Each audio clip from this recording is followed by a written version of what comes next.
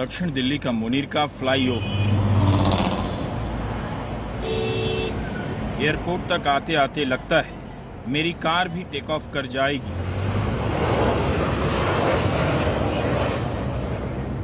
लेकिन इतनी चौड़ी सड़क की कोई जरूरत नहीं है।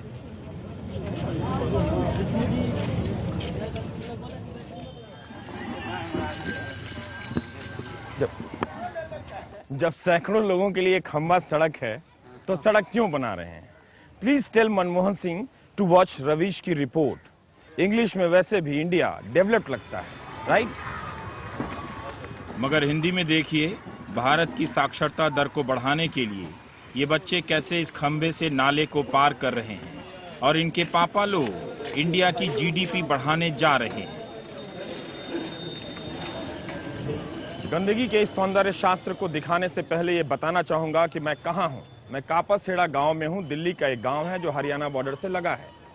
लेकिन यहां के हालात को देखने और समझने के लिए आपको पहले छत से दिखाता हूं कि ऊपर से ये गांव कैसा दिखता है। यहां से दिखता है कापासेड़ा गांव का असली चेहरा। पिछले 10 सालों में इतनी संख्या में प्रवासी मजदूर यहां आ गए कि उनको बसाने के लिए एस्बेस्टस के इसी तरह के हजारों कमरे गांव की जमीन पर बना दिए गए और मजदूरों को बोरी में आलू की तरह इनमें ठूंस कर रख दिया गया।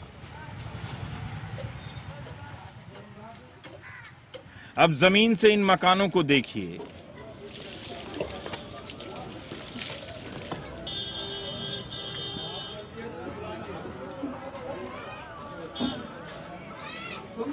इस प्लॉट में 100 कमरे हैं और 400 लोग रहते हैं।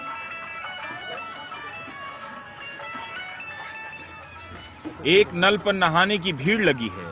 8-10 टॉयलेट बने हैं। कमरे के बीच से नाली बह रही है, किसी को कोई प्रॉब्लम नहीं। कम से कम नाली बह तो रही है।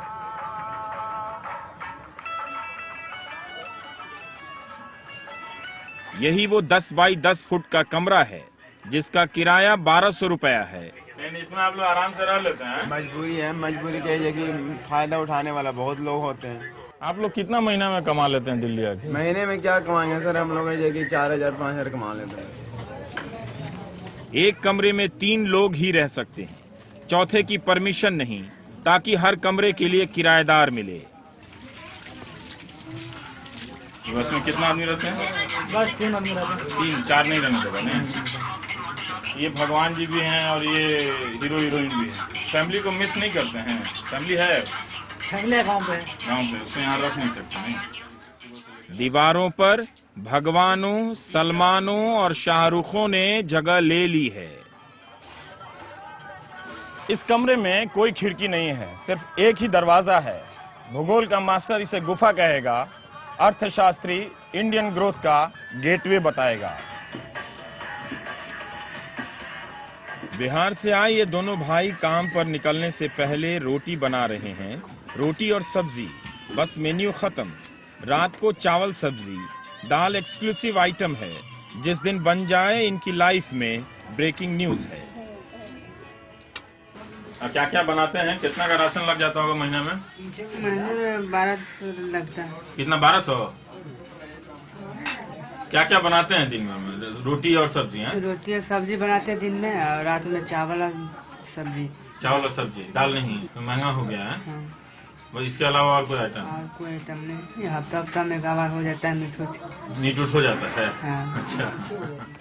हम एक आवश्यक सूचना वाले देश के नागरिक हैं, तो यहाँ भी एक आवश्यक सूचना सभी किराएदारों को सूचित किया जाता है कि दिनांक 1/1/2000 या 8 या 9 है, पता नहीं, किराया 50 रुपया बढ़ा दिया गया है। लाइट और पानी 24 घंटा रहेगा। जमा करने का लास्ट डेट 20 तारीख है, नहीं तो 100 रुपया ज्यादा लगेगा। और यहाँ नहाना और कपड़ा धोना मना है। ये एक दीवार पे ये नोटिस यहाँ पे चस्पा है लिखने के लिए। यहाँ फाइन तो थूकने पर भी है, 200 रुपया जुर्माना। लेकिन गुटखा खाकर थूकने पर 100 रुपया कम फाइन क्यों है नहीं मालूम। फाइन वसूलता कौन है? मकान मालिक, म्यूनिसिपल कॉरपोरेशन। किसी प्रकार की बदतमीजी करने पर माफ नहीं होगा, ना कोई बहाना चलेगा। किराया समय पर दे दे, आज्ञा से मकान मालिक। अनुशासन कायम किया जा रहा है। इसी कॉम्प्लेक्स में मकान मालिक की राशन की दुकान है, जिससे हर किराएदार को खरीदना ही है, वरना कमरा खाली। पूरे कापसहेड़ा में यही सिस्टम है। कहीं भी कापसहेड़ा में जाइए तो वो यही बात बोलता है, जहाँ रहिएगा वहीं राशन खाना पड़ेगा। लेकिन ये राशन आप लोग ये लाला के दुकान से खरीदते? हाँ, लाला दुकान से। बाहर से नहीं खरीदते? बाहर से नहीं देता लाला। ले आए तो आटा वहां से तो रूम खाली करवा देगा। गांव के लोगों ने कहा, हमने इन लोगों को सरकारी जमीन पर अतिक्रमण से बचाया है। ये कम से कम हमारी जमीन पर हैं और किराया दे रहे हैं। इसीलिए कापसहेड़ा गांव में आपको राशन की दुकानें खूब दिखेंगी। इस गांव में हजारों छोटी बड़ी दुकानें खुल गई हैं। 300-400 कपड़े प्रेस करने वाले हैं, जो इनसे 2.5 रुपया एक कपड़े का लेते हैं।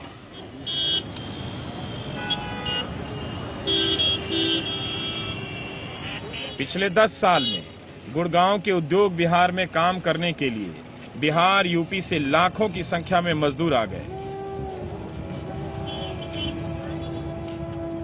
कापसहेड़ा गांव में इतने कमरे नहीं थे। पहले इसी तरह टिन की छतों वाले कमरे बने, बाद में कंक्रीट के भी।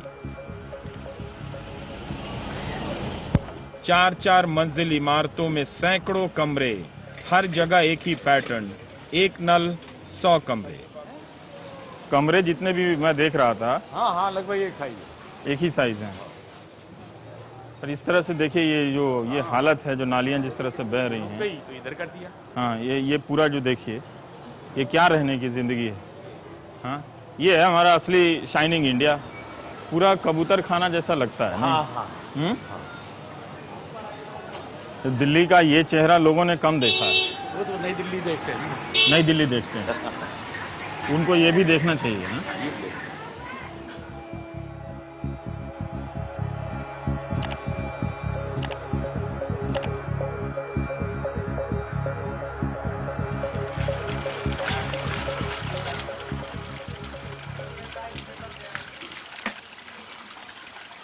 नेताओं को तो समझिए गाली देने की इच्छा करती है। अगर पार्लियामेंट में जो कंडीशन जो नेता हैं वो समझिए बहुत बुरे हैं। कभी यहाँ के उद्योग विहार की देखते कि हाँ हमारे लोगों को किस तरह से काम लिया जाता है। रहने का भी जो हम हालत देख रहे हैं वो भी मतलब डरावना है। बहुत यहाँ तो सही है, यहाँ से और थोड़ा सा और जाएंगे उधर गली की तरफ तो काफ़ी कंडीशन खराब है। मैंने कबाड़ियों की लाइफ जीते हैं लोग।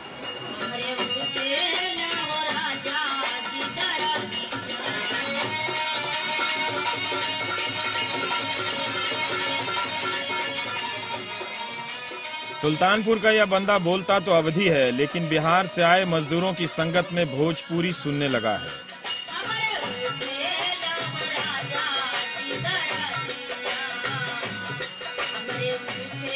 ये गाना, ये आपकी भाषा है क्या? ये हम लोग मतलब हमारे यहाँ मतलब पसंद करते हैं भोजपुरी गाने ज्यादा। अच्छा। हाँ, लेकिन आप भोजपुरी बोलते नहीं हैं? बोलते नहीं हैं। हमारे की अवधी भाषा है। अवधी भाषा है। पसंद करने की कोई खास वजह, लटक झटक होता है इसलिए? नहीं, इससे नहीं, मतलब एक पता नहीं कैसा सबके साथ में रहने के बाद सब सुनते हैं तो उससे हमारा भी दिल लग गया।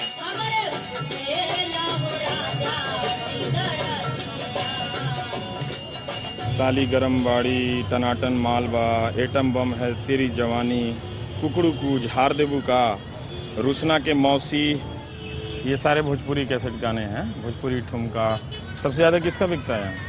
भोजपुरी गाना है। भोजपुरी है। तो हिंदी गाना डाउनलोड नहीं किया? फोन में भी भोजपुरी वीडियो एल्बम अपलोड है।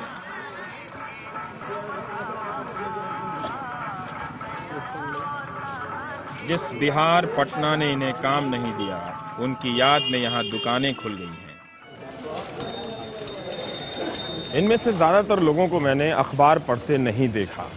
किसी के कमरे में न्यूज चैनल, केबल टीवी नहीं है। अच्छा ही है, एक तरह से न्यूज चैनलों की टीआरपी की रेस में बकरा बनने से बच तो गए। इनको कोई मतलब नहीं है टेलीविजन क्या बोल रहा है। हाँ। इनको कोई मतलब नहीं है अखबार क्या कह रहा है। इनको कोई मतलब नहीं है केंद्र सरकार क्या कर रही है।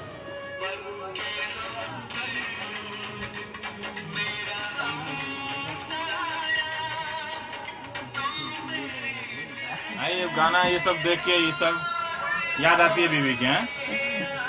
हैं बोलना। याद बुलाने के लिए हम ही सुनते हैं, क्या करेंगे। ये गाना सब नहीं, मजबूरी है, गरीबी है तो कमा कर खाना तो पड़ेगा कहीं भी। तो बोलती नहीं है कि जल्दी आ जाओ? 3 महीना 4 महीना पर चल जाते हैं। एक थाली में 3-3 हाथ। ये दोनों बिहार के बेतिया जिले के हैं, मैं मोतिहारी जिले का हूँ। दोनों प्रवासी हैं। मैं एनडीटीवी में मोटी कमाई वाला पत्रकार हूँ।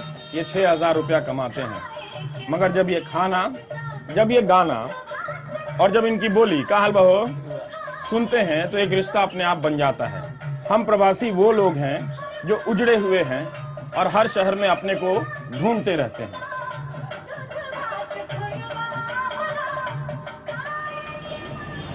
टाइम भावुक होने का नहीं है। मैं मजदूरों से बात करने लगता हूँ। समझिए कि बहुत ही थर्ड क्वालिटी की लाइफ यहाँ के मजदूर जी रहे हैं। 4214 के हिसाब से कुछ ही नहीं मिल रहा है। सारे मजदूरों को हरियाणा सरकार की न्यूनतम मजदूरी 4214 रुपए मालूम है। महंगाई बढ़ती है मगर न्यूनतम मजदूरी नहीं। इससे अधिक कमाना है तो ओटी करना होगा, ओवर टाइम। कारीगर का 4200 4500 सैलरी लगा रहे हैं। हाँ। हेल्पर के भी 4000 3500 3800 यही है। जब जो नाइट में ओवर टाइम जो भी हो, जितना कहेगा लगाना है तो लगाना है। एक दिन में 2-2 शिफ्ट लगा देते हैं। 2 दिन क्या है कि ताला लॉक कर देते हैं। वर्कर मर जाए या बचे या रहे, उससे कोई मतलब नहीं। मर गया कूड़े में फेंक दो। ताला लॉक कर देते हैं। दीवारों पर नौकरियों के रंग बिरंगे इश्तेहार लगे हैं। 5 स्टार होटल का वेटर 6,500 रुपए ही पाता है। इतनी नौकरियां कि लगता है कि बेरोजगारी की समस्या कापसहेड़ा में ही निपट जाएगी। नौकरियां या फिर नौकरियां ही नौकरियां, ये मार्केटिंग का ही सिद्धांत है जो शायद करोल बाग के अरोड़ा जी की देन है। रिश्ते ही रिश्ते, और वहां से ये चलकर नौकरियां ही नौकरियां, गद्दे ही गद्दे, चश्मे ही चश्मे, अलमारियां ही अलमारियां। तो इस तरह के स्लोगन आप ऐसे जगहों पर ज्यादा देखेंगे जहां डिमांड ज्यादा हो या फिर सप्लाई ज्यादा हो। आपका नाम? संजय सिंह। संजय जी, हम ये जानना चाहते हैं कि तरह तरह की जो वैकेंसी हैं कि हिंदी कॉल सेंटर हेतु 5500 से 9,500, सिक्योरिटी गार्ड के लिए अनपढ़ से लेकर 5500 से लेकर 6,500। तो एक तरह से यहाँ पर ऐसा क्या है कि नौकरी का इतना डिमांड यहाँ पर जनरेट होता है? क्या ना, यहाँ पे कंपनी ज्यादा है। जैसे आज किसी हाँ। कंपनी में कोई वर्क कर रहा है, उसको हाँ। 5,000 रुपए मिल रहे हैं। कल की डेट में किसी दूसरी कंपनी में सुनता है कि वहाँ 6,000 रुपए मिल रहे हैं, तो उस हाँ। कंपनी को छोड़ के दूसरी कंपनी के लिए हमारे पास आते हैं। कंपनियां ठेके पर मजदूर रखती हैं। इसके लिए एजेंट जरूरी हो गए हैं। आसपास के लोग और मजदूर बताते हैं कि ये ठेकेदार एजेंट लूट रहे हैं। सैकड़ों नरमुंडों के इस झुंड में आपका कैमरा मुझे ढूंढ तो लेगा, लेकिन मैं उनको ढूंढने आया हूं जिनकी बदौलत भारत के बिजनेस महापुरुषों के चेहरे पत्रिकाओं के कवर पर छपते हैं। क्या ये देखना लाजमी नहीं कि हमारे इस चमकते दौर में मजदूर कैसे रहते हैं, किन हालात में काम कर रहे हैं? पैदल चलकर पर्यावरण को राहत देने वाले इतने सारे लोग दिल्ली हरियाणा सीमा पर दौड़े चले आ रहे हैं। अमेजिंग। पोल्यूशन सिर्फ कार वाले बढ़ा रहे हैं और शोषण कंपनी वाले। कि मेरा पीएफ का पैसा बैंक में गया है और बैंक में चेक भी चला गया है। हाँ। और वो चेक अभी तक क्लियर नहीं किया, 6 महीना बीत गया है। नौकरी से बड़ा सत्य नहीं है, चाहे अकेले हों या भीड़ में। इतने लोग जो मजदूरी कर रहे हैं उनकी तकदीर बदल गई? नहीं बदली है तो ऊपर वाले नहीं बदलते हैं। इनसे पूछा कि कार्ल मार्क्स और आप दोनों मजदूरों की तकदीर क्यों नहीं बदल पाए। चाहे पत्थर रहे चाहे ईटा रहे, उससे बदलते हैं ऊपर वाले। ब्रेक के बाद हम चलेंगे कापसहेड़ा गांव के भीतर। वहां देखेंगे कैसे मजदूरों को गांव के बाहर बसाया गया, लेकिन भीतर उन्हीं को किराए का मकान मिला जिनका क्लास है, क्लास। ब्रेक के बाद।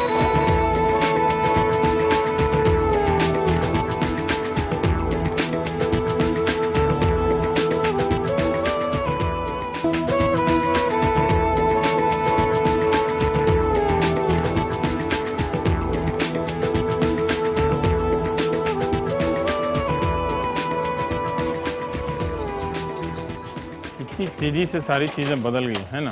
हाँ। अब हम आ गए हैं कापसहेड़ा गांव के भीतर। यहाँ बदलाव तो हुआ है, लेकिन मजदूरों की भीड़ नहीं आई है। उन्हीं को यहाँ किराए का मकान मिलता है जो हाई क्लास और ज्यादा कमाने वाले होते हैं। गांव के लोग कहते हैं कि हमारी आबादी 35,000 ही है, मगर बाहर के मजदूरों के कारण 2 लाख के करीब पहुंच गई है। आजकल जमीन किसी के पास है नहीं, हमारा भी एक जरिया यही हो गया जी। और कोई यहाँ कोई वैसा जरिया है नहीं कि वह खेती पे, क्योंकि खेती तो बहुत कम लोगों के पास है। 100 कमरे हैं तो 4 भाई 5 भाई है, इस तरह। हाँ, तो ये है कि अपना गुजर बसर लोग कर रहे हैं। मजदूरों से मिलने वाला किराया ही इनकी मुख्य कमाई है। लालू प्रसाद यादव का समधियाना भी इसी गांव में है। सबके घर अच्छे हैं। यादव बहुल इस गांव में चौपाल तो है, मगर चौपाल पर दबंगई नहीं है। लेकिन ये इंटरकास्ट मैरिज का लोग क्यों विरोध कर रहे हैं? हमारे यहाँ होने लग रही है। हमारे गांव में कोई नहीं, हमारे इधर कोई नहीं। 4-5 हो चुकी है। हाँ, जो पिछली जाती है। इतने बदलावों के बाद भी कापसहेड़ा गांव के बुजुर्ग दाल चावल खाने के आदी नहीं हैं। होली और दिवाली को चावल बनते थे, बाकी चावल नहीं खाते थे। अच्छा, अब हम चावल खाने लगे, लेकिन जब भी खाते, अब भी खाते हैं, तो जब भी खाते थे होली दिवाली को तो बूरा या शक्कर, घी, फिर बाद में दाल। अच्छा, अभी भी दाल चावल एक साथ नहीं खाते हैं? अब नहीं, दाल की बारी बाद में है। दाल की बारी बाद में।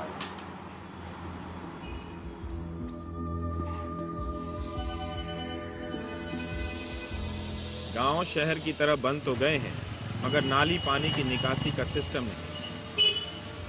अखबारों में छपने के बाद सरकारी योजनाओं की क्या दुर्गति होती है, इसी का एक नजारा दिखा रहा हूं। ये किसी सौंदर्यकरण की योजना के तहत इस तालाब को सुंदर बनाया गया होगा, जो योजना पूरी तरह से ध्वस्त हो चुकी है।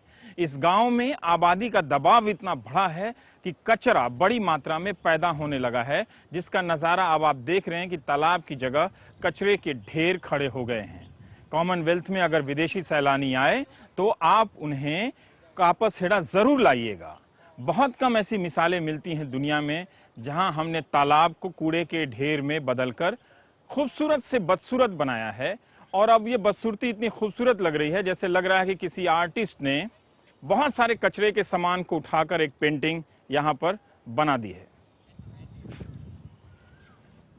आप भी कहेंगे कि ये रवीश की रिपोर्ट बहुत बोरिंग है, केवल नेगेटिव दिखाता है, तो आप मेरे साथ इस स्कूल में आइए।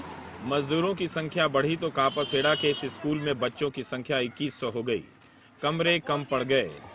आइए हम आपको राजधानी दिल्ली के गांव के एक स्कूल की लाइव तस्वीर दिखाते हैं। इंडिया अगर नेगेटिव नेशन होता तो नीम के पेड़ के नीचे पढ़ाई नहीं करता। नीम के पेड़ के नीचे, शुक्र है कि नीम के पेड़ यहाँ पर लगे हुए हैं। ये 6ठी क्लास का जी सेक्शन चल रहा है। तो कॉमनवेल्थ के जो विदेशी सैलानी आए उनको ये दिखाना चाहिए कि हिंदुस्तान के लोगों को असल में बिल्डिंग की जरूरत नहीं है, बेंच की जरूरत नहीं है। वो नीचे बैठ के आज भी हमारा भविष्य बैठकर अपनी पढ़ाई करता है। उज्जवल है भविष्य, है भविष्य के साथ उज्जवल लग जाता है ना, हमेशा वो नारे, स्कूल के जो नारे लगते हैं उसमें। आपने इनको तो सजा दे दी हाथ ऐसे उठा के। आपकी सरकार ने इन्हें अच्छा स्कूल नहीं दिया, कमरे नहीं दिया, ये किसको सजा दे? आसमान के नीचे अनुशासन कायम करने में मास्टर जी नाकाम हुए तो इन्हें हैंड्स अप की सजा दी। इनको तो आपने ऐसे हाथ उठाने के लिए कह दिया। हुक्मरानों को भी कहा जाए कि आप ऐसे खड़ा रहो जाए दिल्ली के इंडिया गेट के पास कि आपने 60 साल में एक स्कूल बनाकर नहीं दिया।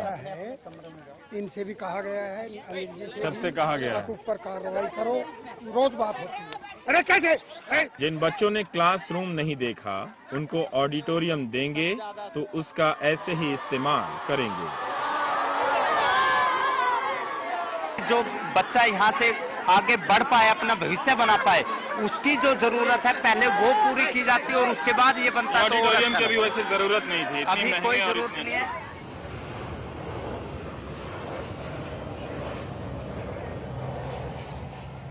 विकास हमारे लिए किसी तमाशे से कम नहीं है।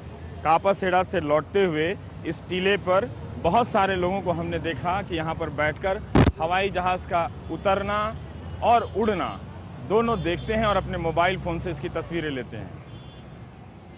कापसहेड़ा की भी जमीन पर बना है इंटरनेशनल एयरपोर्ट, जहां वर्ल्ड क्लास टर्मिनल बना है।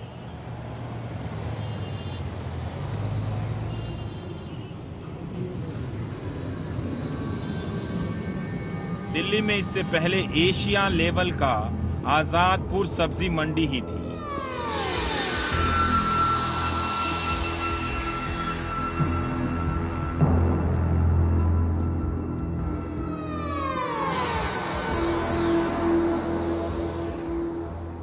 बीस 30 साल बाद हमने वर्ल्ड लेवल का टर्मिनल बनाया है। इंडिया के इस प्रमोशन पर अब मैं सोच सकता हूं, बस सपने में ये भीड़ ना आ जाए।